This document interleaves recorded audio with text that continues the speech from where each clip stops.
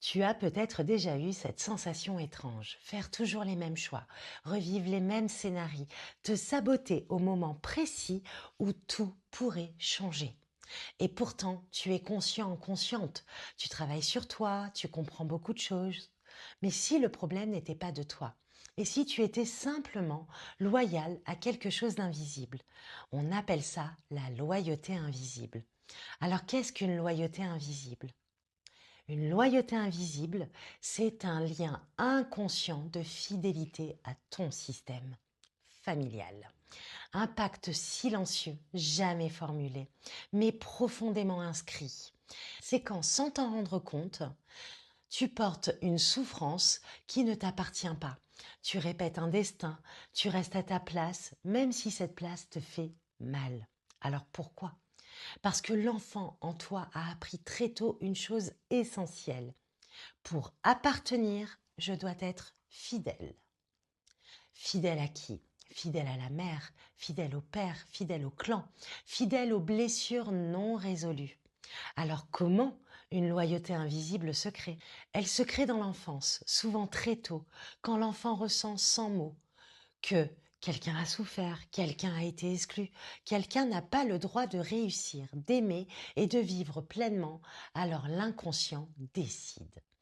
Je vais continuer à porter ça, comme ça je resterai relié. La loyauté ne passe pas par la tête, elle passe par l'émotion, par le corps, par le destin. Et le plus important à comprendre, ce n'est jamais volontaire, ce n'est jamais conscient. Alors, comment reconnaître une loyauté invisible? Alors, je vais te donner quelques signaux très parlants. Tu réussis, puis tout s'effondre toujours au même moment ou au même endroit. Tu ressens une culpabilité étrange quand tu vas bien, ou tu as encore l'impression de ne pas avoir le droit. Tu portes une tristesse, une dépression même, sans histoire personnelle claire. Tu fais comme quelqu'un de ta famille, même si tu voudrais faire autrement et autre chose. Là où il y a répétition sans logique apparente, il y a souvent une fidélité inconsciente.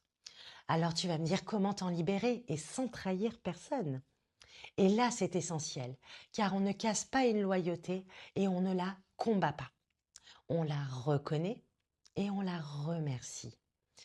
On lui laisse sa place et on la replace. Prends un moment au calme et dis intérieurement en toi: je vois ce que tu as porté et je reconnais ta souffrance. Mais par amour pour toi, je n'ai plus besoin de porter ça à ta place. Reconnaître qui est la source de cette loyauté. Est-ce mon père, mon grand-père, ma mère, mon arrière-grand-mère? Ce n'est pas une formule magique, c'est un acte de conscience. Et l'inconscient entend très bien ce langage-là. Donc prends une feuille, note le nom de cette personne et écris dessus ce que tu portes pour elle ou pour eux. Leurs peurs, nomme-les bien. Leurs échecs, nomme-les bien. La culpabilité, les sacrifices. Puis plie cette feuille et pose-la quelque part et dis-toi: je te rends ce qui t'appartient. Je garde ma vie.